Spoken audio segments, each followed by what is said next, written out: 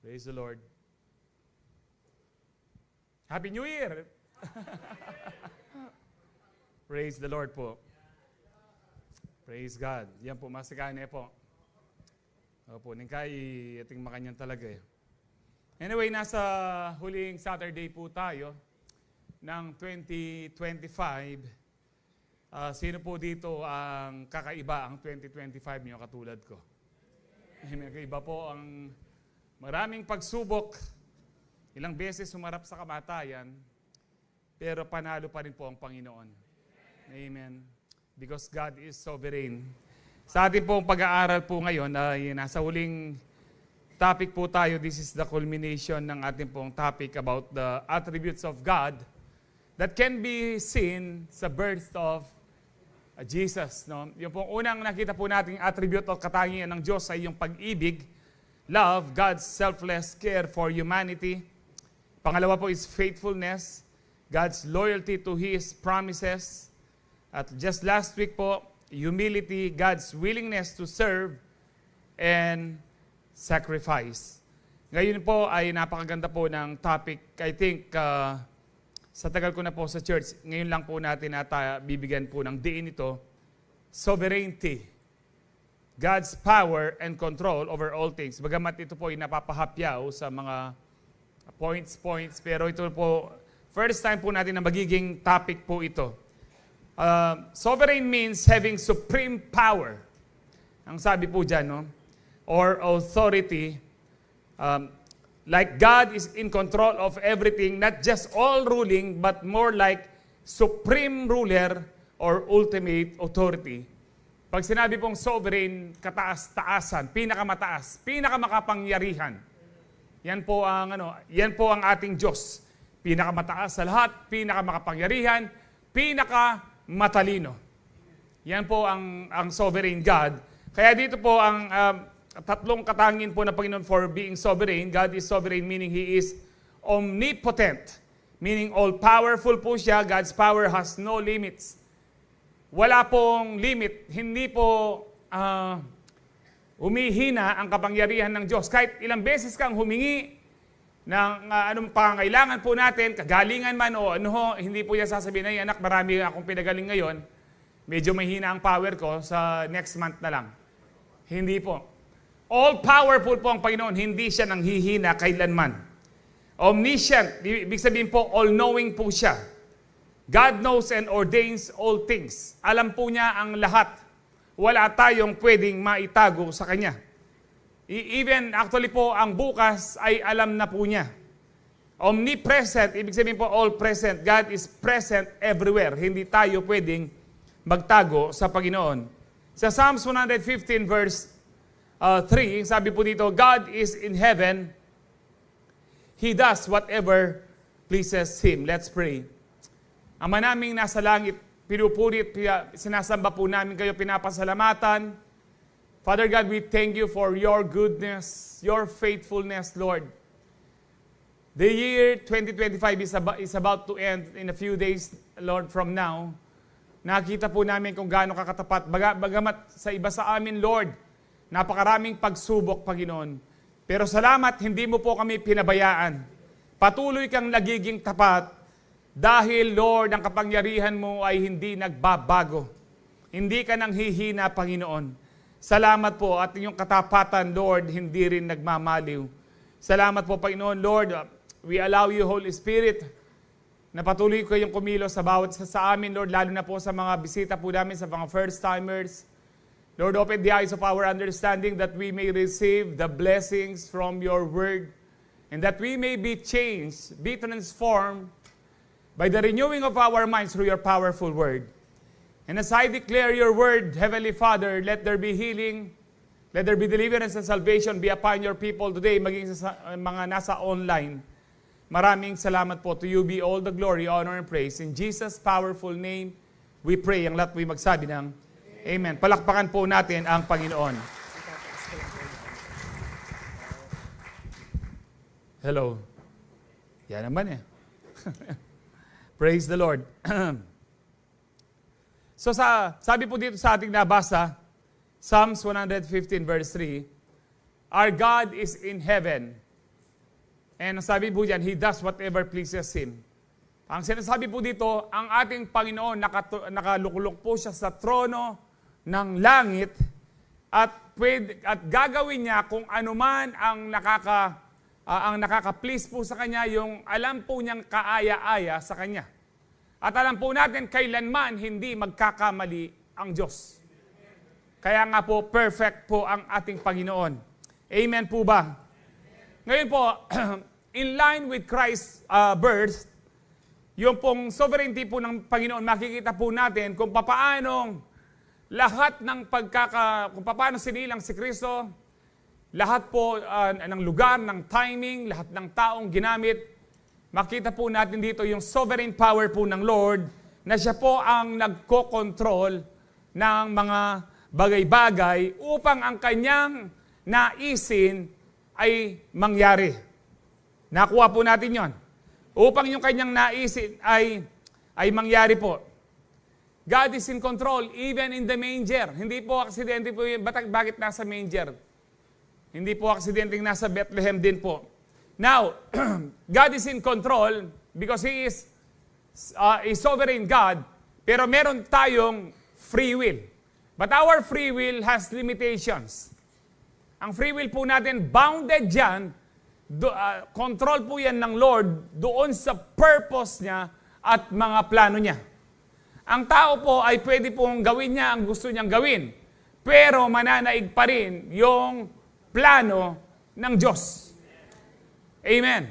We have free will, pero may limitation po yan. Hindi ibig sabihin may free will ka. Malaya ka nang gawin kung anong gusto mong gawin at forever gagawin mo ang gusto mong gawin. Hindi po. May limitasyon po yan.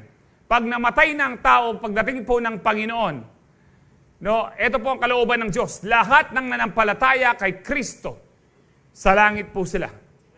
Kalooban din po ng Diyos, yung mga nagrebelde at ayaw kay Kristo, sa impyerno po sila. God is holy, God is just. Hindi po ibig sabihin doon na maraming napunta ng impyerno na talo ang Diyos. Hindi po. Yun ang kalooban niya. Sinasabi niya sa tao, kung hindi ka maniniwala sa aking bugtong na anak kay Kristo, sa impyerno ka. Pero kung tatanggapin mo si Kristo bilang iyong Panginoon at tagapagligtas, sa langit ka. Meron kang kapatawaran, meron kang buhay na walang hanggan. Because God is sovereign. God is just. Wala pong compromise ang Lord. O sige nga. O sige na nga, kahit na balasubas ka at hindi ka rin nagbago, pero nag-ating ka ng church, pasok ka na sa langit. Hindi po gagawin ng Diyos yan. Banal ang Diyos. God is just. Walang compromise. Kung ano ang tama, yun lang po ang kanyang gagawin.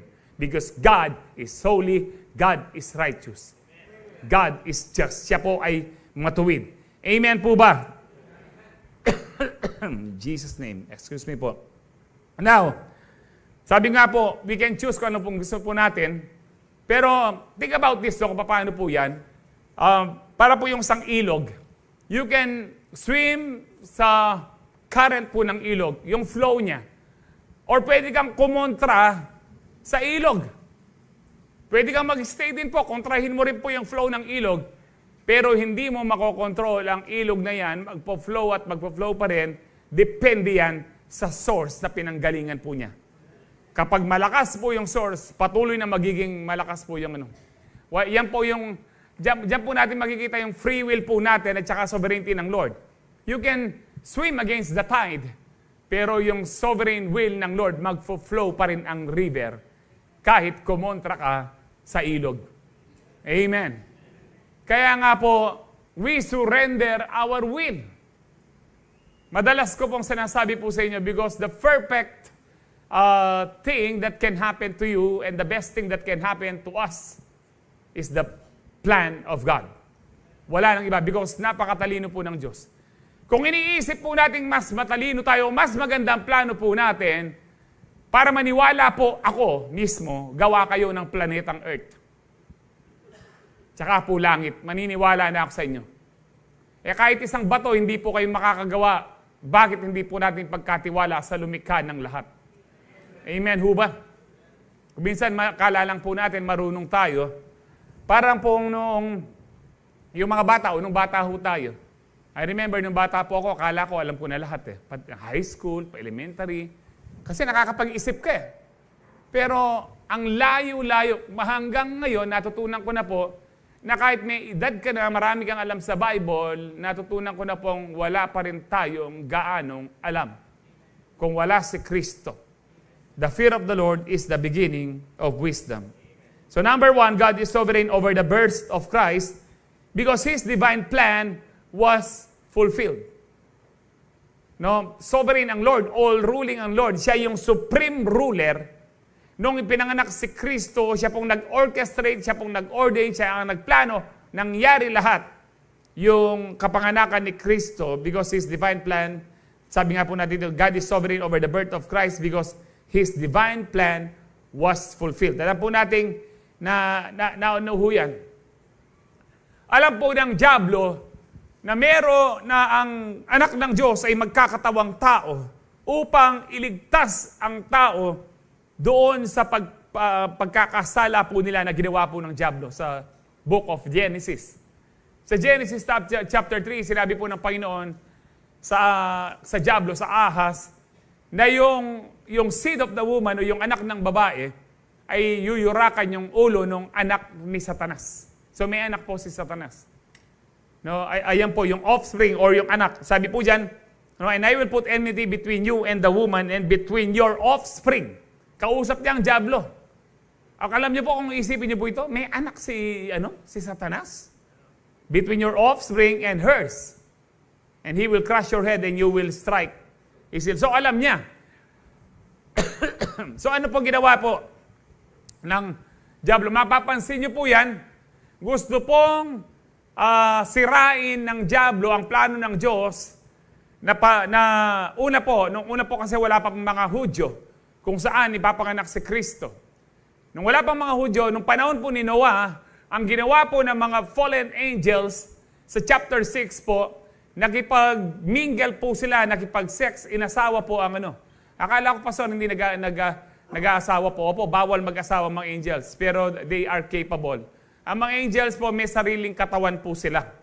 Kung mapapansin niyo po, noong panahon ni Abraham, dumating yung dalawang angel, tsaka yung isa pong yung tao, ang ating Panginoon, kumain po sila. Pagdating nila sa Sodom at Gomorrah, gustong makipag-sex ng mga yung mga homosexual po doon, dahil nga po tao sila. Sabi ng Hebrews, wag niyong baliwalain yung mga stranger na pupunta sa inyo, baka yan ay mga angel in disguise. Mga tao po sila. Hindi katulad po ng mga demonyo. Ang mga demonyo po, magamat malalim na doktrina po ito, pero gusto ko pong malaman nyo na ang mga demonyo po ay nagsimula lang po yan nung itong mga sons of God, sa chapter 6 po ng Genesis, mababasa niyo po yan, pumili po sila ng magagandang babae po, nakipag-sex, and then, pati na po sa mga animals. Kaya nga po gusto pong, bakit po yung puso ng Lord, lipulin po niya ang mundo? Dahil ang mundo po noon, ang DNA ng tao karamihan, hindi na pure. Meron ng halong hayop, para po ngayon, since 1950s, hinahaluan po sabi po ng Panginoon, ang kanyang pagdating as in the days of Noah. Ang maraming tao ang hindi na puro. Alam niyo ho ba na may mga experiment since 1960s? Na yung merong man-pig, ganyan. Merong monkey man. Hinahaluan po. Na hindi po ganong binubulgar po ito, pero po may mga videos pong sa YouTube, pati po yung mga nakikita po nilang parang mermaid po ngayon kasi gusto po na ng tao na hindi yung plano ng Diyos ang mangyari, na mga antichrist, mangyari, ang gusto po nila na mabuhay nila ang tao ng hanggang-hangga, pwede sila mabuhay sa air, pwede rin sila mabuhay sa water. So, ini-experiment po. During the time of Noah, kung nanood po kayo ng Narnia, parang ganun po, may mga half po yung animal, half man po yung kaya yung po ng Panginoon, hindi po, this is very complicated. Lang po dito sa Book of Enoch. Bagamat wala ang Book of Enoch sa pero binanggit po ng ating Panginoon ang Book of Enoch maging si Jude. That means merong katotohanan na mga hindi po sa canonization, hindi na canonize po ang as spirit po yung talaga, pero ang mga Pentateuch, katulad ng mga Maccabees, Bel and the Dragon, maraming katotohanan dyan about the history of man. Lalo na sa history ng mga giants. Na nung pong nasakop ng Amerika yung lupain po nila, actually sa mga Indian po yon, lahat po ng mga giant bones sa continent po ng Amerika, binili po ng mga mayayaman, ng mga elite, ng mga anti-Christ. And then sinabi po nila, ay wala na, mga fake lang pala sila. Pero kung fake, bakit po nila tinago? Hindi nila pinakita. Hanggang ngayon, may nahukay po silang mga giant bones. Totoo po ang mga giants. Kasi kung di siya totoo, huwag na natin paniwalaan ng Bible. Huwag na natin paniwalaan yung sinabi, yung laban ni David kay Goliath. No? Mas totoo po ang Bible kaysa sa mga pseudoscience ngayon. Hindi lang, siguro, hindi lang mas totoong-totoo ang salita ng Diyos. Amen ho ba? Kaya nga po dito, noong time of Noah, gustong pigilan ng dyablo na yung plano niya na magkataong tao ang anak ng Diyos. Kaya nga po, dinumihan niya ang tao. Ni Satanas, dinumihan niya ang tao. Kaya nga po ang Diyos sabi niya, lilipulin ko dahil puros na lang violence. Actually, yung violence po doon sa kaisipan ng tao is puro sex and murder at lahat na lang po ng kasamaan. Yes, thank you, Pastor Joe. Lahat ng kasamaan yung, kaya sabi ng Lord. Pero nag-preach pa rin si Noah. Di ho ba, sabi ni Peter, preacher of righteousness si Noah, kasi may mga ilan pang mga purong tao po noon. Now ngayon, yung mga namatay, ay may mga spirits. Yung mga spiritong yun ang mga demonyo ngayon. Ang tawag sa mga demons, disembodied spirits. Mga spiritong nawalan ng katawan. Hindi sila pwedeng pumunta ng langit. No? Siyempre po, galing po sa masama yan, experiment po ng mga fallen angels, at hindi rin pwede silang i-judge muna. Sa bandang huli sila dapat ma-judge. Remember po yung legions, mga demonyo, 1,000. Nandito ka ba, Kristo, kilala ka namin. Kung sila'y tagalangit, dapat sabihin nila, naalala nyo pa ba kami? Bakit kilala ka namin? Kasi nga po sila'y mga disembodied spirits during the flood. Yung mga nangamatay na may halong hayop at saka may halong fallen angel, naging mga demonyo po ito, naging rulers, principalities po sila. Amen. Kaya nga po yung mga ini-experiment po ng mga scientists ngayon, pag namatay yung in-experiment po nila, may espiritu po yon. Dahil gumamit po sila ng tao at yung pong espiritong yon, dagdag na naman sa mga demonyo. Now, kaya nga po, sa original ang demons po sa original Greek, ang tawag po sa kanila is disembodied spirits. Mga espiritu na may dating katawan, kaya gusto nilang mag-possess. Amen. Kaya wala pong mga fallen angels ang nagpo-possess. Ang mga fallen angels, yung nakikita po nilang mga alien po ngayon. Kulay gray, wala na po silang liwanag. Maniwala kayo, wala pong alien. Mga fallen angels po yan. Na meron pong talaga pong supernatural intelligence na higit pa po sa ating technology ang kaya po nila.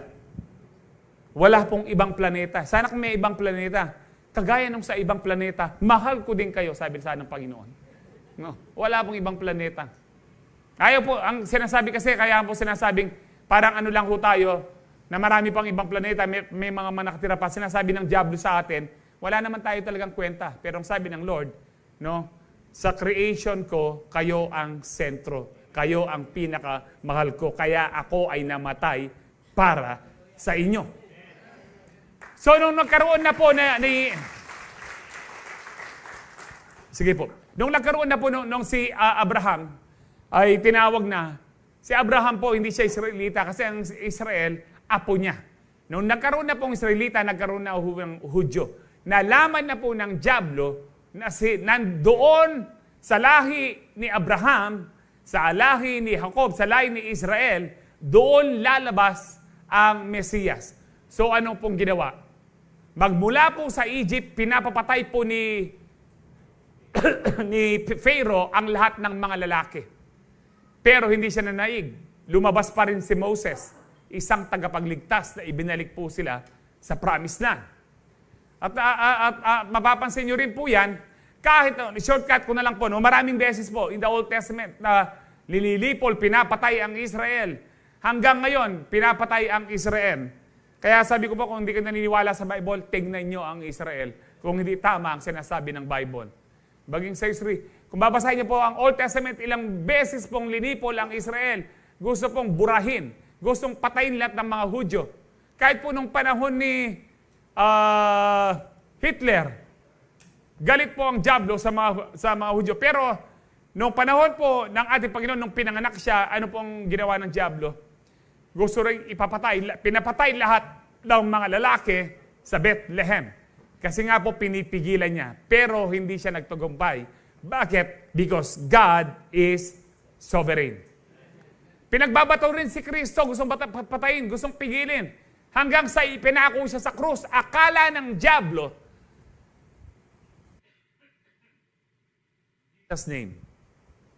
Akala po ng Diablo, nanalo siya nung namatay si Kristo sa krus ng Kalbaryo. Because matindi po ang wisdom ng Panginoon. Kahit yung mga disciple niya, hindi nila naintindihan na bakit siya dapat mamatay. Hindi nila gets. Kung di lang nag-resurrect si Lord, hindi po nila makukuha kung anong ibig sabihin ng Panginoon doon. Kaya nga po, nung nag-resurrect ang Lord, napahiya ang Diablo. Sabi po sa Colossians 2:14-15, sabi po dyan, He canceled the record of our charges against us and took it away by nailing it to the cross. Lahat ng charge po sa atin, lahat ng inaakusa sa atin, lahat ng kasalanan po natin, kinuha ni Kristo at lahat ipinako sa krus, maging ang lahat ng kasalanan, karamdaman at sumpa po natin. And then, ito po yung punto ko dito, verse 15. In this way, yung pagkapako niya sa krus ni Kristo, He disarmed the spiritual rulers and authorities. Sa pamamagitan ng pagkapako ni Kristo, nawalan po ng kapangyarihan ang mga demonyo at ang lahat ng kampo ni Satanas. He shamed them publicly by His victory over them on the cross. Pinahiya po sila. Akala po nila napahiya ang Diyos. Hindi po nila alam nung nag-resurrect si Kristo, ang krus pala ay kahihiyan kay Satanas. Kaya nga po ngayon, yung mga church of Satan, binabaligtad ang cross. Before Christ was crucified, ang krus po ay hindi maganda ang ibig sabihin. No, para yan po ay kahihiyan, ikaw ay isang kriminal, ikaw isang makasalanan, no, at dapat ka lang mamatay. Pero nung nag-resurrect si Kristo, nagbago na. Kaya ang sabi ni Paul, no, yung iba po, sa iba, ang cross ay foolishness. Pero sa atin, it is the wisdom of God that gave us salvation. Kaya nga po ngayon, yung mga satanista at maging yung mga mangkukulam, no, maging yung mga nasa Hollywood, bakit binabaliktad yung cross? Binabastos pa rin si Kristo. Pero matagal nang napahiya si Satanas because matagal na siyang natalo. Why? Dahil ang Diyos na pinaglilingkuran po natin, pinakamakapangyarihan at pinakamarunong sa lahat. Ang sabi po ng 1 Corinthians 2:7-8, in Jesus' name. No, we declare God's wisdom. Sabi po dito, a mystery that has been hidden and that God destined for our glory before time began. Sabi po dyan, yung God's wisdom, ito'y mystery na itinago long before. Para po sa ating i-share po ng Lord ang kalwalatian po sa atin. Sa verse 8, none of the rulers of this age, maging yung mga pinuno po noon, mga Pariseo at kung sino po yung mga high priest, wala pong nakaunawa daw. Sabi dyan, none of the rulers of this age, yung this age, during the age na buhay si Paul, at yung mga nagpapako sa krus kay Kristo. For if they had, they would not have crucified the Lord of glory. Kung alam ng kaaway na ito pala yung wisdom ng Lord para tayo ay maligtas, hindi na niya ipapapako sa krus. Alam niyo po, nung pong nag-resurrect si Kristo, nagtalsikan ng demonyo.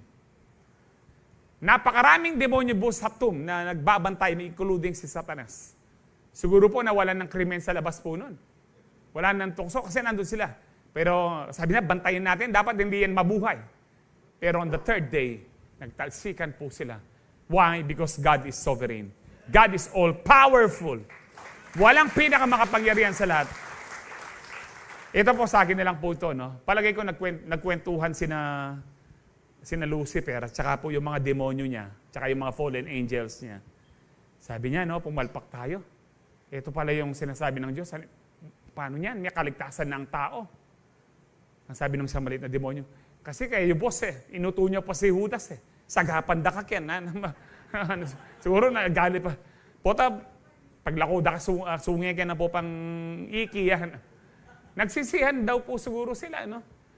Kaya binago na po yung ano ngayon, yung kanilang mission vision. Sa John 10:10, ano na lang mission vision nila? To kill, steal, and destroy. Tapos sabi ng maliit na demonyo, ano nga boss? 3 na lang sagapan na kayo may paikwa. 3 lang yung vision natin. Kill, steal, and destroy. Opo, boss. Boss, hindi na ba tayo papalpak dyan? Alam niyo po, katulad po sa atin, akala po natin, yung mga problema natin, lalo na po ngayon nagdaang taon, yung mga kasakitan, karamdaman, mga problema po natin, akala po natin nananalo na si Satanas. Pero dahil nang hawakan tayo sa Diyos, nang hawakan tayo sa Kanyang mga salita, panalo tayo. Kahit may problema ka ngayon, katulad ko, hindi ibig sabihin talo ka, kapatid. Panalo ka pa rin. Dahil yung Kristong nasa iyo, matagal nang panalo. Amen?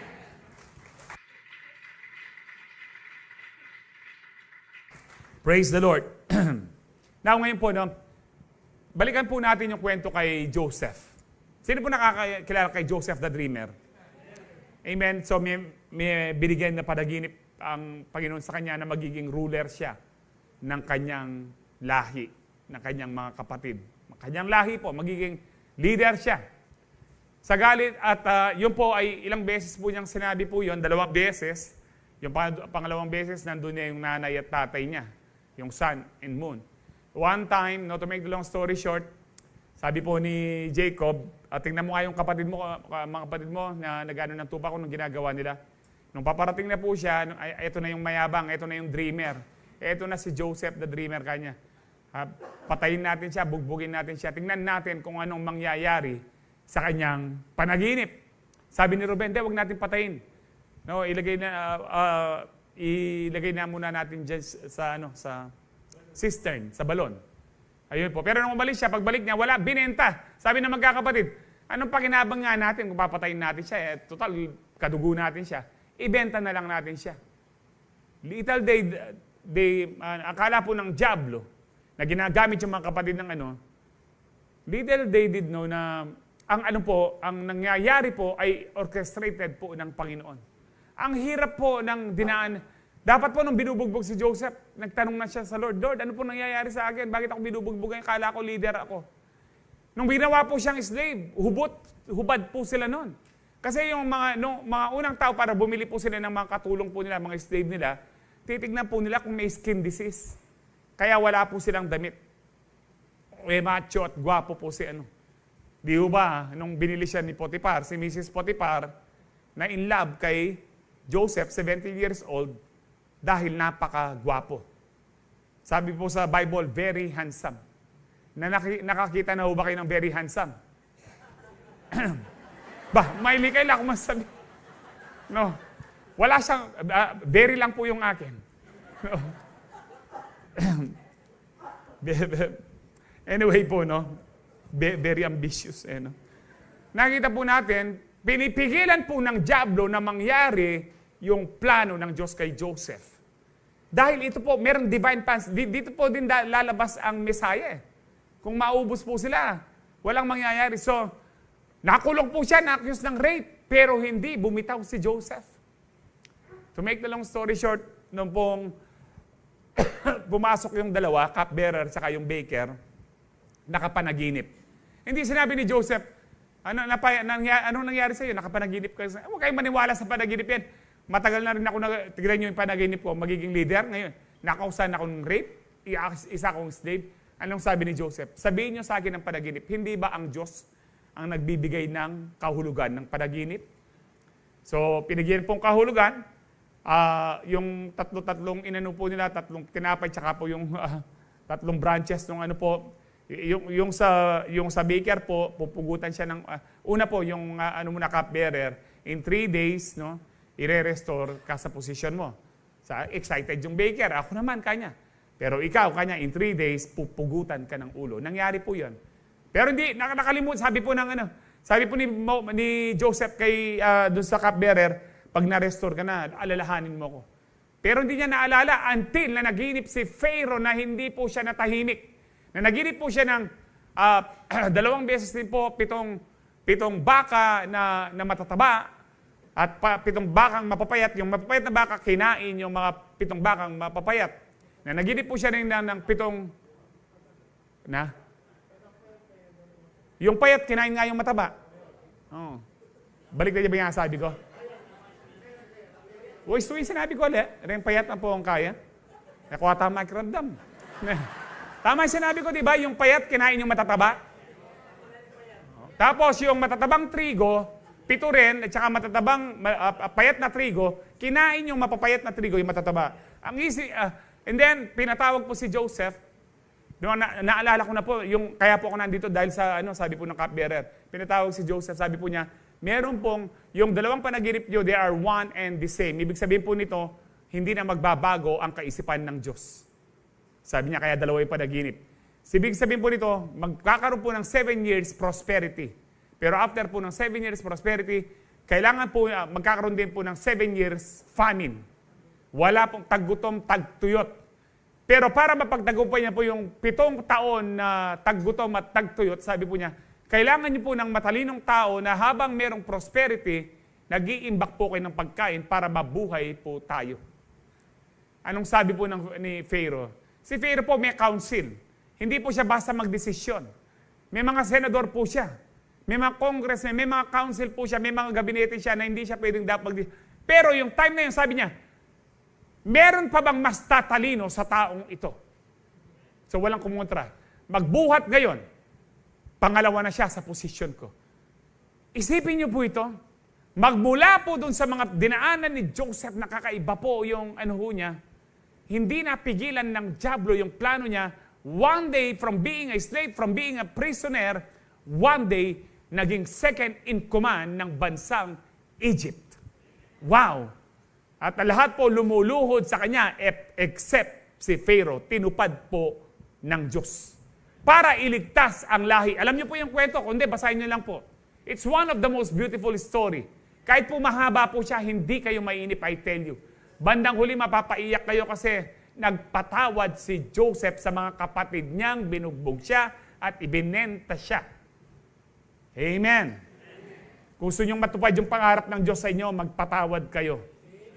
Amen. Wala hong kaya nga po si Joseph ito, nung namatay na po yung kanilang ama, baka patayin na tayo ni Joseph, wala ng ating ama. Anong sabi ni Joseph? Genesis 50:20. You intended to harm me, but God intended it for good to accomplish what is now being done, the saving of many lives. No, ito yung the devil meant it for evil, but God meant it for good. You intended to harm me, saktan niyo ko, pero plano pala ng Diyos. Alam niyo po, marami po sa atin, hindi po natin nagigets na kuminsan yung mga sitwasyon natin, maaring mahirap ang sitwasyon natin ngayon, but always remember this, God is sovereign. He is in control of your situation for as long. Let me repeat, baka hindi nyo marinig kasi pumapalakpak kayo. God is in control of your situation for as long as you trust in Him. For as long as you trust in Him, He is in control of your situation. Ang sabi po sa Isaiah 14:24, the Lord Almighty has sworn, surely I have planned, so it will be. Ang anuman ang pinlano ko, mangyayari. Katulad kay Joseph, pinlano ko magiging leader siya. Hindi lang siya naging leader ng mga kapatid niya. Naging leader siya, maging ng Egypt at ibang bansa, pumupunta sa kanya, bumibili, nakikiusap na bigyan sila ng pagkain. Ganon po naging makapangyarihan, matinding leader, si Joseph. Hindi lang simpleng leader, nakala niya, leader lang siya ng kanyang during that time, 10 pa lang yung mga kuya niya, wala pa si Benjamin para maging 12 po sila. Si Benjamin po kasi siya po yung bunso na hindi nakita ni Joseph. Alam niyo po yung kwento. Anyway, baka mapahaba po ako. Now, akala ni Joseph, magiging leader lang siya ng mga kapatid niya. Hindi po niya alam, magiging leader siya ng maraming bansa dun sa time na mayroong famine. Maraming bansa ang nakiusap. Katulad na ng bansang Canaan. From Canaan, yung mga kapatid niya nakiusap sa Egypt na bigyan sila ng pagkain. Marami pong bansa. Kaya nga po matindi ang ginawa po ng Panginoon kay Joseph. Kaya nga po makita po natin, yung plano ng Diyos ay mas malaki sa sitwasyon po natin. Hindi pwedeng hindi mangyari basta ikaw kapatid. Katulad ni Joseph, manghawakan ka lang. Ano pong sabi na, di ba, Genesis 50:20, you meant evil for me or you meant to harm me, but God meant it for good. Kapara po yung Romans 8:28, sabi ano po, and we know, dapat alam natin, and we know that all things work together for good. Ano yung all things? Kahirapan man, kung ikaw ay nabudol, kung ikaw ay, ano man po yung matinding na nangyari sa iyo, o sa iba po, na-rape, pati po yan, lahat ng mga bagay na nangyari sa iyo, mabuti o masama, magagawang lahat, magkalakip-lakip. Sabi po dyan, all things work together for good. Bad things and good things. All things work together for good to those. Hindi siya automatic. Na all things work together for good ka mo. Di ba, kapatid, all things work together for good. Incomplete po yung gospel mo. Dapat all things work together for good. To those who love God, to those who are called, tinawag ka ng Panginoon para sa kanyang purpose. Ibig sabihin niyan, to those who are doing God's purpose in their life. Kapag hindi mo mahal ang Diyos at hindi mo ginagawa yung purpose niya, yung kanyang layunin sa buhay mo, hindi mo pwedeng i-claim ang Romans 8:28. Ang pwede lang mag-claim that all things work together for good ay yun lang mga taong nagmamahal at tinutupad yung layunin ng Diyos sa kanilang buhay. Kahit nahihirapan sila, katulad ni Joseph, hirap na hirap siya, pero hindi siya nagreklamo sa Diyos. Ilang taon siyang nakakulong, pero hindi niya sinabing, Lord, nasaan na? Alam nyo, si Joseph, wala siyang Bible. Wala siyang pastor na magbibisita sa kanya. Walang siyong bibisita sa kanya. Ang pinanghawakan lang niya, yung salita at panaginip na binigay ng Diyos sa kanya. Pero tayo, ang dami na nating nakita, ang dami ng milagro, kumpleto pa ang kwento ng Biblia, ang salita ng Diyos. Pero kung minsan, konting kahirapan lang, konting kirot lang, parang ayaw na nating manampalataya sa Diyos. Napakahina ng ating pananampalataya. I think sa Proverbs 24, pakitignan nyo nga, 24:10 or what? Sabi po doon, if you falter in times of trouble, how weak is your strength? O tama po, 24:10. If you falter in time of trouble, how small is your strength? Kung ikaw ay nagpawarde-warde sa time ng problema, napakahina mo. Yan po sinasabi ng Proverbs. Dapat kung kailan may problema tayo, kung kailan may kirot yung katawan po natin, lalo tayong nananampalataya, lalo tayong maniwala sa pangako ng Diyos. Amen. Alam niyo po, nung sinishare ko ito, kahapon, sa lahat ng pastors, elders, at lahat ng full-time, nung pag-uwi ko po, sabi ko, Lord, parang pinreach ko po yung sinyer ko kanina, parang pinreach ko sa sarili ko. Sa tindi po ng mga nararamdaman ko, mga kirot, mga problema, ang sabi ko, Lord, alam ko, tapat ka pa rin. Mangyayari pa rin yung pangako mo na hindi na ako magdadialysis. Bakit? God is sovereign. God is all-powerful. Huwag lang tayong bibitaw sa kanyang pangako katulad ni Jose. Amen po ba? Meron po ba kayong pinangahawakan naman? Baka wala naman. Ba't walang nangyayari, Lord? Wala ka naman pinangahawakan eh. Because faith is expecting from God. If wala kayong pinangahawakan, wala kayong in-expect sa Lord, anong mangyayari? Ala! You need to expect from God. Lord, nag-i-expect ako sa darating na taon na ito na makakabili na ako ng sarili kong bahay. Nag-i-expect ako, Lord, na mawawala na ang mga maintenance ko. Ikaw ang aking kagalingan. Nag-i-expect ako, Lord, na yung business ko lalago na siya. Nag-i-expect ako sa darating na taon, Panginoon, na mapopromote ako. You need to expect. Si Joseph hindi tumigil na mag-expect. Nakiusap pa nga sa kaber, lalalahanin mo ko, baka ito na yung panahon, kanya. Pero hindi pa rin yung panahon. Nakalimutan siya. Sabi niya, Lord, ba't kinalimutan? Di po nagtanong, bakit kinalimutan mo ko, Diyos? Alam niyo po, kahit kailan, kahit anong oras, kahit anong araw, hindi ka kinakalimutan ng Panginoon. Makakalimot ka, pero sa ang Diyos, hindi kanya makakalimutan. Proverbs 19:21, many are the plans in a person's heart, but it is the Lord's purpose that prevails. Ang dami po ang ginawa ng dyablo para hindi maisilang si Kristo, pero naisilang pa rin. Ang daming ginawa ng dyablo para hindi na mamatay ang Panginoon at hindi siya mag-resurrect. Pero namatay nga siya sa krus, pero buhay siya. Buhay siyang nakaupo sa trono niya ngayon at muling babalik. Ang daming ginawa ng dyablo sa buhay ni Joseph, pero nangyari yung pangako ng Panginoon.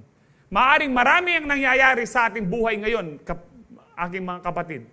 Pero tandaan nyo, mag-expect kayo sa Lord. Maniwala kayo, natutup din ng Panginoon ng kanyang pangako, mangyayari yan hanggat mahal mo ang Panginoon at hanggat ikaw ay sumusunod sa ating Panginoon. Amen po ba? Number 2, God is sovereign over the birth of Christ because His timing was so timely. Yung timing niya was so timely. Parang redundant, no? Pero kasi ganyan po yan. Meron po yung, sabi nga po kahapon, dahil kwento po ni, yung isang anak daw po niya, dati flat, pero ngayon, ang ganda ng boses niya. Sabi ko sa kanya, alam niyo sir kako, kung minsan, mas madaling turuan yung mga nagfa-flat na umaawit, kesa dun sa mga nasa tono nga, pero wala sa timing. Masyas labuntok. Naka-duet na ho ba kayo? May nakasama na ho ba kayong wala sa timing? Kahit na magka-rolling kayo, punta kayo, kabunyalino, wala yung paking timing. Makasirayan ka, hindi ho ba? Masyas na buntok. Tapos pinipilit po nilang umawit. Pero wala lang yung timing. Pag wala ka sa timing, dapat merong mag-lead sa'yo. Hindi ikaw. Kaya nga po ito, ang Lord, yung timing niya, timely pa rin. Nasa tamang panahon, yung timing po ng ating Panginoon. Maging po, kaya nga po makita po natin huto sa kapanganakan ni Kristo. Na yung kapanganakan ni Kristo, nung time na yon sa Bethlehem, no, at yung panahon, yung year na yon, ay hindi po nagkamali. Kung titignan niyo po yung ating kalendaryo, nandun si Kristo, pinalitan lang po eh. No, bago dumating si Kristo, 4,000 BC. Ano po yung BC? Dakalyagagawan? Before Christ. Pagkatapos po noon, pinanganak si Kristo, nag-umpisa na po yung 1, 2, 3 na year. Hanggang ngayon, ano na tayo? 2025 na ang year po natin. AD ho tayo ngayon. Anong ibig sabihin ng AD? Anno Domini. In the year of the Lord. Pinalitan ng mga anti-Christian, ginawang CE. Common Era, tsaka BCE. Anong BCE? Before Common Era. Ayaw nila kasi po, sa mga year lang po natin, nandoon si Kristo. Tinanggal lang po. Pati po yung mga araw po natin, dahil dati po yung mga araw po natin, ang may pangalan lang, Sabat, first day, second day, ganyan. Nilagay po mga pagan god. Monday is Monday, pagan god na moon. No, yung Saturday si Saturn, pero Sabbath day talaga po yan. Sabado, mas biblical pa po yung ating natin. Now, going back, yung time na pinanganak si Kristo, tinawag po itong fullness of time. Sabi po sa Galatians 4:4-5, but when the fullness of time had come, nung tama na yung panahon, hinog na po yung panahon. Diba, sabi po dyan, God sent forth His Son.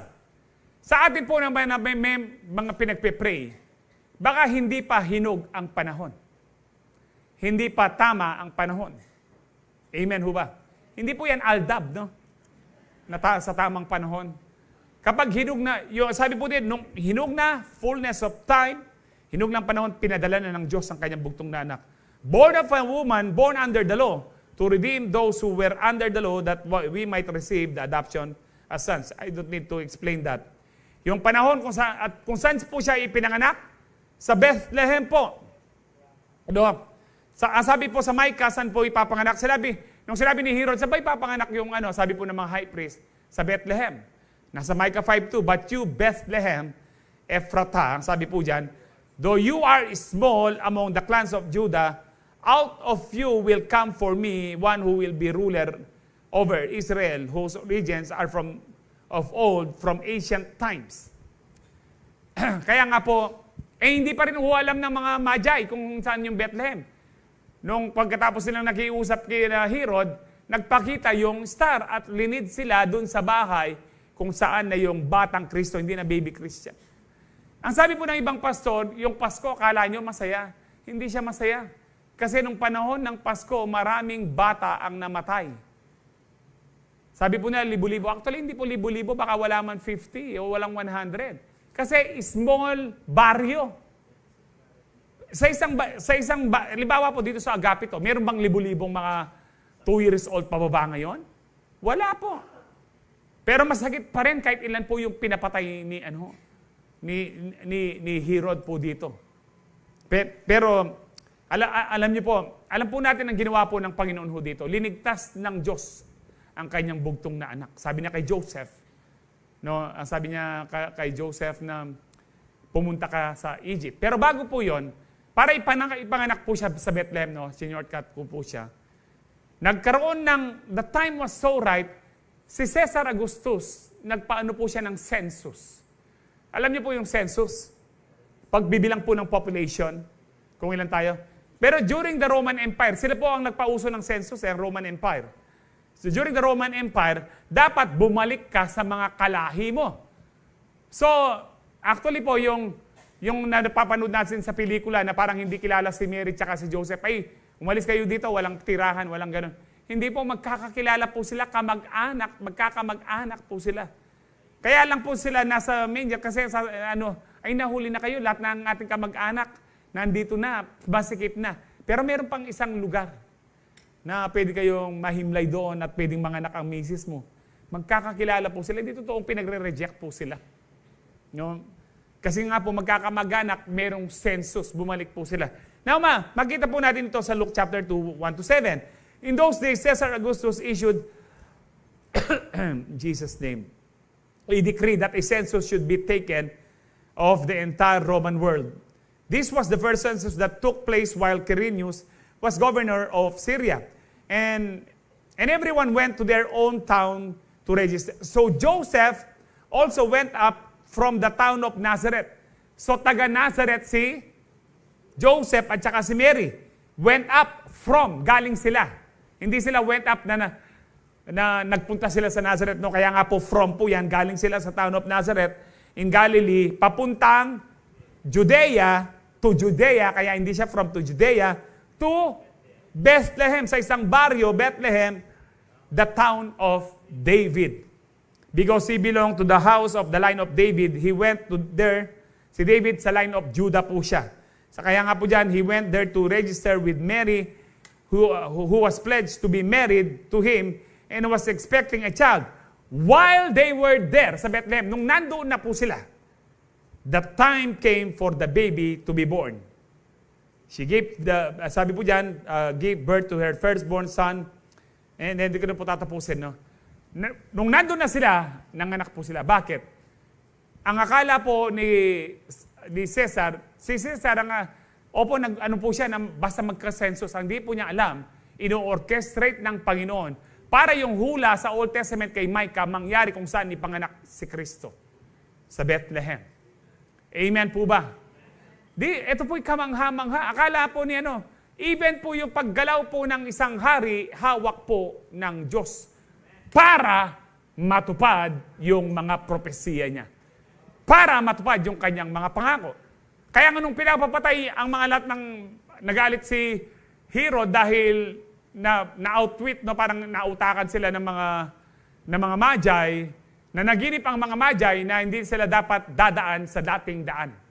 Sabi ng Panginoon sa kanila sa panaginip, halos lahat sila, sabi po ng Panginoon, huwag na kayong dumaan sa dating daan. Huwag kayong bumalik sa dating daan. Pumunta kayo sa daan na ituturo ko sa inyo. Anong ibig sabihin nun? Kayo, na dating nasa dating daan, huwag na kayong pupunta ng dating daan. Amen. Ituturo ng Diyos kung ano yung tamang daan. Sino yon? Si Kristo. I am the way. Ako ang daan. Hindi dating daan. Ako ang daan, ang buhay, katotohanan. Amen. Walang makakaparoon sa Ama, kundi sa pamamagitan ko, sabi po ng Panginoon.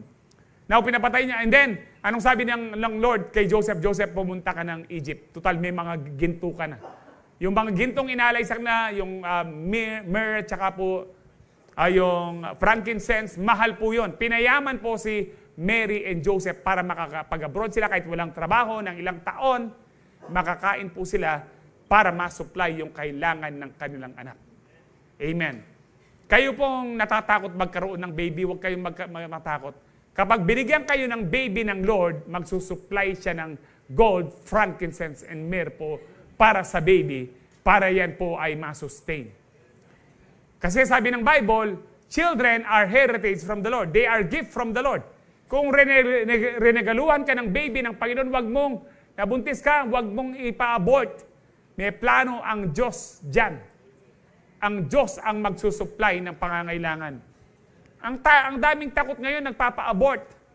Kasalanan po yun sa Diyos. Samantalang nung unang panahon, ang nagtatrabaho lang lalaki, kung minsan madalang lang po yung ang trabaho pa nila magtanim. Pero hindi po biro.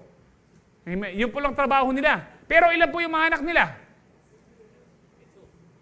Hindi, 12, 16. Sabi ko nga sa inyo, ang tatay ko panganay, 25 po sila o 26, 27 silang magkakapatid. Stukutang, no? Kayo kabab. Pero lahat nabuhay nag-aral. Dahil pag binigay ng Diyos ang supling sa iyo, ipagkakaloob ng Diyos, magtiwala ka lang. Amen. Sabi nga po sa iba na nagtitipid na isa lang yung anak, sabi ko, ako malunos ka rin anak yun, may itong nga yung anak yun. Potang mete kayo, then pinsan day, naman talaga kaya hindi. Iba pa rin po yung magkapatid. Masarap po yung maraming kapatid. Ako po, kung gusto ko lang cesarean lang ang misis ko, binigyan lang po kami, 2 hanggang 3, bigla po ako nag-dialysis. Hindi na po talaga kami nagkaanak. Pero kung ano lang po, sabi ko, ang plano ko, 5 Kasi po, 4 kami magkakapatid. Nakita ko po gaano po kasaya yung medyo marami. Malungkot po yung Alam niyo po yung mga magulong na kasi hindi ko siya mapapag-aral. Ginagawa niyong Diyos ang sarili niyo. Ang Diyos ang magsusupply. Selfish kayo kasi gusto niyo, wag na kayo bumili ng gatas, wag na kayo bumili ng diaper, kasi gusto nyo, every year, makapamalit kayo ng inyong sapatos at inyong mga cellphone. Mga selfish kayo. Anong sabi ng Lord? Go and? Hindi sinabing go and, hindi, kailangan. Ngayon, kung ayaw mong magkaanak ng marami, kasi sipin. Ayan. Makanyanya mo ito. Pero kung bibigyan ka naman ng Lord, dumami yan, ang Lord ang magpo-provide. God will provide. Amen. Why? Because God is sovereign. God is sovereign. Amen po ba? Kaya kung magplano kayo ng anak, paramihin niyo po para hindi siya kawawa, hindi siya malungkot. Yung anak ko lang, dalawa lang po. Sabi ko doon sa isa, ikaw pag nagtrabaho ka na, 27 ka na, sige mag-asawa ka na ako sa kanya.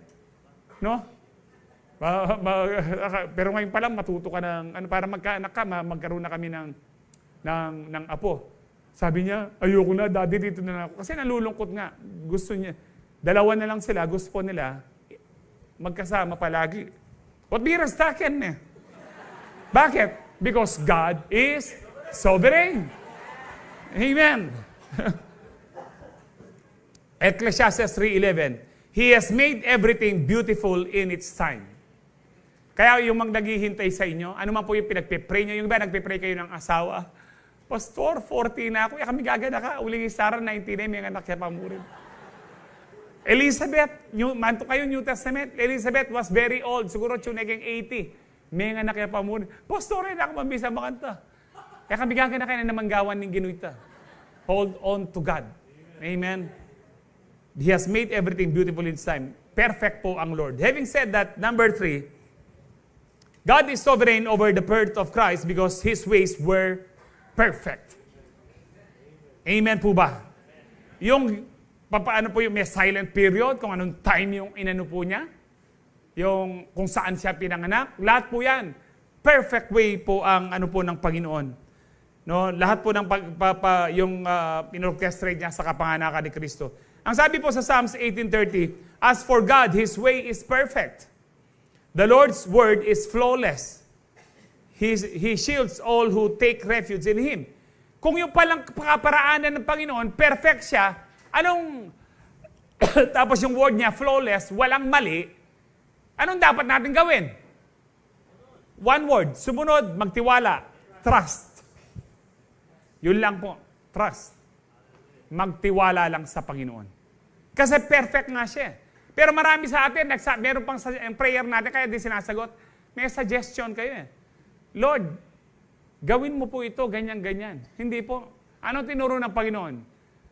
Sa prayer, Our Father who art in heaven, holy is your name, your kingdom come, your will be done on earth as it is in heaven. Kung paanong nasusunod ka sa langit, masunod ang kalooban mo sa buhay ko dito sa lupa. Bakit? Wala nang pinakamaganda pang pwedeng mangyari sa buhay mo, kapatid, kundi yung kalooban ng Diyos. Because God is sovereign. Pinakamatalino, pinakamakapangyarihan sa lahat. Isaiah 55:8-9. For my thoughts are not your thoughts, neither your ways my ways. Ang aking kaisipan, ang aking plano, hindi nyo kaisipan, hindi kamukha ng plano nyo. Ang aking paraan ay hindi nyo pamamaraan. Kaya huwag tayong gagawa ng pamamaraan. Kung ano lang sinabi ng Bible, yun lang pong sundin natin. Marami pong gumagawa po ng kung ano-anong pinaggagawa po nila sa church, ganito. Ay siguro noon po, no, ang pamamaraan po natin, yun po mag-solicit, mag-loan sa bangko. Until na-share ko po sa pastoral staff, during that time, sabi ko, bakit hindi tayo na-approve sa loan sa bangko? Bakit kahit anong gawin nating mga pledges or solicitation, walang nangyayari? Kasi hindi kalooban ng Lord. Walang loan, walang pag-solicit sa Bible. Sa Bible, magtiwala ka sa Diyos at isusupply ng Diyos ang pangangailangan natin. Nung nagtiwala po tayo, ano pa ho yun? Pandemic. From 2020, nagkaroon tayo ng bagong lupa dito sa Rizal. No? At 2021, dito po sa, yan po pinata yung building ngayon. 2022 yun 2023. No? Basta magkakasunod po yan. Alam ko magkakasunod. Binigay po ng Lord. Kasi nagtiwala tayo. Lahat po nakipag-transact kami sa mga yan, lalo na sa dalawang lupang yan, na wala naman kami talagang perang hawak. Sabi po namin, sige, ayusin nyo na yung mga titulo. Si Pastor John niya, sabi niya, ipangalan nyo na sa amin kanya, pero pagdating babayaran din namin. Pinangalan. Sabi nga ni Pastor John sa amin kahapon, saan ka makakakita kung hindi ang Diyos ang kumilos? Na ipapangalan na yung titulo, hindi pa tayo nagbayad. Nung sabi nilang okay na yung titulo, okay na yung nakapangalan na sa inyo, meron na lang kayo isang 1 week na lang.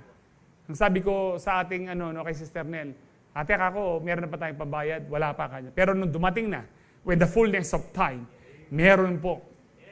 Nagbayad po kami dyan, and then, habang nasa bangko kami, maghapon po kami sa bangko, makanyang pala, ilang milyon po yung pinag-uusapan. Ang tagal niyo pala sa bangko. Ang sabi kong ganyan, meron pa ba tayong pagsweldo niyan? Sa general fund, wala na po talaga. Pero bigla ko po dineclare, God will provide. God will provide. At hindi po, because kung gagawa tayo ng pamamaraan natin, pumapalpak po yan. Lord, wag muna akong mag-tithes kayo, no? Kasi gagamitin ko muna sa pamamaraan mo yan, lalo kang papalpak, kapatid. Anong ginawa nung widow kay Pastor Elijah? Sabi ni Elijah, pwede bang makainom? Tapos, sandali lang kanya. Pag-bake mo na rin ako ng cake, sabi niya. Alam niyo po kanya, last na lang yung flour namin at saka po yung oil, mamamatay na kami. Maniwala ka lang kasi sinabi ng Diyos. Sumunod po, ano pong nangyari? Sabi, alam po ng babae ito, lahat ng kapitbahay niya patay na. Pero sabi niya, last na lang po kakainin namin ito, mamamatay kami. Siguro sabi ng babae, mamamatay na rin kami. Ihandog ko na sa lingkod ng Diyos. Nung inhandog po sa lingkod ng Diyos, ano po nangyari? Nabuhay po sila. Nung namatay po yung minsan sa karamdaman yung sakit yung anak niya, binuhay po ni Elijah. Ano po ito? Hindi Israelita po ito. woman at Zarephath. No, isa po siyang taga, I think Syria, I don't know, pero pagano po siya. Pagdating po sa New Testament, yung pong wala ng pera, yung babaeng balo, 2 kusing na lang pera niya. Pero, anong sabi ng Lord? Yung sabi ng Lord, hindi sinabi ba ng Lord, dapat yung babaeng yun, hindi nilang binigay yung pera niya, mahirap na siya. Pero, anong sabi ng Lord? Yung babaeng yun, siya ang nagbigay ng pinakamarami. Kakainin na lamang niya, last na pera na lang niya, ipinagkaloob pa niya. Alam niyo po, ano po ito? Kung kailan ka wala ng pera, lalo mong ihandog. Kasi kapag kinain mo yung binhi, wala ka nang aanihin. Amen. Mas maraming itanim, ang sabi ni Pablo, maraming aanihin. Pero kung lahat kakainin mo, wala kang aanihin. Uling matako ka. Amen. Yun ay pamamaraan natin. Pastor, pinantulong ko naman. Pamamaraan po natin yan. Sinabi ng Diyos, unahin mo ko. Pag inuna natin ng Diyos, seek ye first the kingdom of God, anong mangyayari?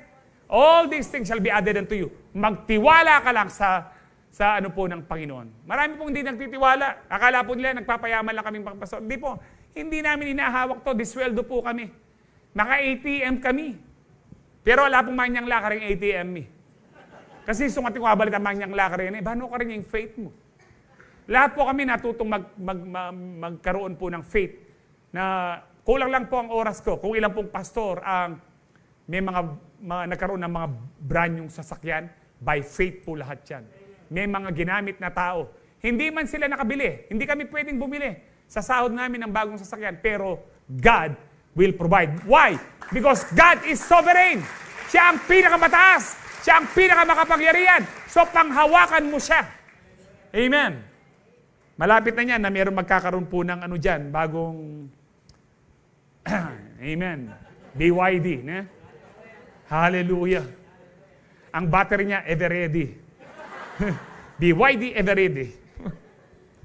Praise the Lord. Kaya sabi ng Lord, as the heavens are higher than the earth, so are my ways are higher than your ways. Mas mataas ang aking paraan at mataas ang aking kaisipan, hindi nyo kayang abutin. So kung ganyan pala, makita po natin na yung pamamaraan ng Lord, perfect siya kung paano pamamaraan niya sa pangkakapanangan ni Kristo kay Joseph. Ano ang dapat natin pagtiwalaan? Sabi ko nga sa inyo, one word. Trust. Anong sabi po ng Proverbs 3:5-6? Trust in the Lord with all your heart. Ibig sabihin po niyan, Lord, hindi ko man maintindihan, pero nagtitiwala ako sa inyo. Alam niyo po, ilang araw pa bagong taon? 4 days. Pero meron pang pwedeng mangyaring milagro kung maniniwala ka lang, kapatid. Bago matapos ang taon na ito, Lord, yung pinagpe-pray ko, bago matapos yung taon na ito, Lord, yung utang ko, mababayaran ko na. Nung makanyan, muna yung una itang iPhone, na ano yan 17? Muna yung unang papalitan itang iPhone mo. Para pareho mo, pag lokwanda katamo mo. At ilan pa nga liwa? Ala, para pareho mo. Diyan may bilis siyang bagya, ay noko. Tinay mo karita ka karita. Ikata mo na yan, kahit pa buying phone, pag pamamaratot men eh. Do not love this world or anything in this world.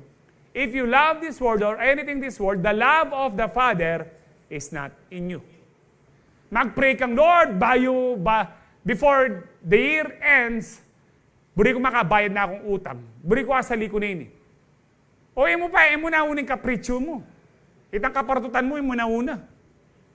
Amen? Ako pa tinatanong ako na misis ko nung 24, nagdadialysis po ako nung umaga, sabi niya, nasa SM ang mga anak mo, may mga bili-bili sila. Meron ka bang pabibili? Kasi ang ibig sabihin niya, pasali ko bang pamasko? Haliko, yung pasaling pamasko, tapos sinulot ko yung Pasko. Actually, yung sulot ko bang unang pamasko, ano po yun? 12 years na yun. 12 years na long sleep ko na po yun. Walang problema. Pero noon na, lahat po ng mga regalong nagbigay po sa inyo sa akin, binuksan po namin nung 25 po ng 12 o'clock. Binuksan po namin. Ako po yung pinakamaraming damit. Tsaka po yung magagandang damit sa akin po napunta. Ako man sinali. Kasi balo ko God will provide. In the fullness of time. Pasko talaga. Ay ning pamasko. Amen. Kaya magtiwala po kayo. Trust in the Lord with all your heart and lean not on your own understanding. Ay Lord, bakit? Alam niyo po yung kaka-overthink niyo po, kakaisip. Kanita, nung mga unang panahon, wala pong overthink na ganyan. Nung manyarul ka mo. Alway, ka ba manyarul ka, ano na kaya malalyari kitang kaya mo? Eh ngayon, habang nagkakanyang problema, kung ano kayang gawang, otok na ka mo kakakanyan. Harapan mo itang problema mo. Noon po, napakasimple lang po ng buhay. Lalo na po sa baryo, putang ating TV, makwalta ka. Nung nagka-TV na po kami, mamayad na pong sabi 5 kaya ka para mo manalbelang darna, na ano pa ang kaya. Lalo na pag boxing, pachepo boxing, 50. Tatang ko, peti pa na lang kasi nasa second floor po yung ano. Landeya mong kay papag. Ay, tipa kayo, malasak yung bal eh. Ang dami po, uso na po yung boxing kanita eh. Ninoy tang panahon na kay kanita. May nga luluya pa eh, na? Oy, tayo, balo yun eh. Bota, bitumbukan ko pa, okay na yan.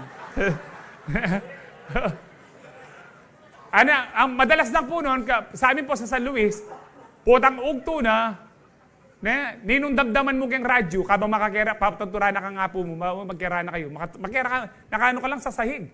Bagong floor wax. Kaya kung makapal-kapal yung floor wax, pag ano mo, maluto ka kini, apong gulot. Luto ka, kay ba? Kakaluto mo, chicks. Matulid siya pa eh. Habang nakahiga kang ganoon. Si Matar, tokotok. Ang mga anak kayong bengi, nanong damdaman mo? Gabi ng lagi. Kanya pinakamalyari ngayon matutod maranon eh. Nakakatakot yung pagramdaman mo. Ano ang nasa dako roon? So in all your ways, submit to Him.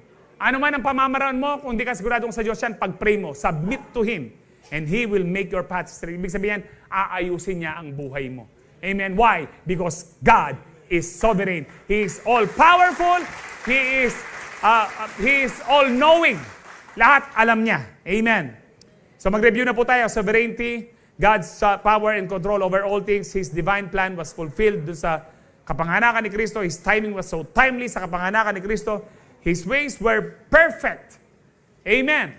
Ang sabi po ng Isaiah 46:9-10, remember the former things, those of long ago. I am God and there is no other. I am God, there is none like me. Ako ang Diyos, wala nang iba.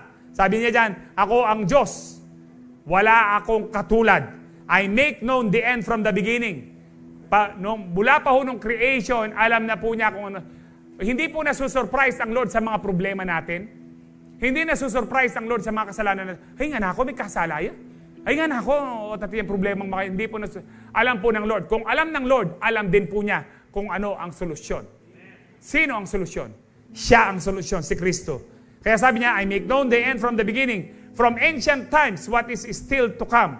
I say, my purpose will stand and I will do that I please. Why? Because God is sovereign. So trust God's sovereignty. His plans for you are the best things that can happen to you. Amen. Maganda ang plano ng Panginoon sa inyo. His plans for you is to prosper you and not to harm you. Hindi lang ngayong taong ito, maging sa mga darating pang taon, kung hindi pa darating si Kristo, patuloy tayong pagpapalain ng Lord. Kahit may problema, masagana pa rin ang buhay mo. Dahil ang Diyos mo, He is the sovereign God, ang pinakamataas, pinakamakapangyarihan, pinakamatalino sa lahat. Hallelujah. Tayo po lahat ay tumayo, tatanggap po tayo ng banal na hapunan.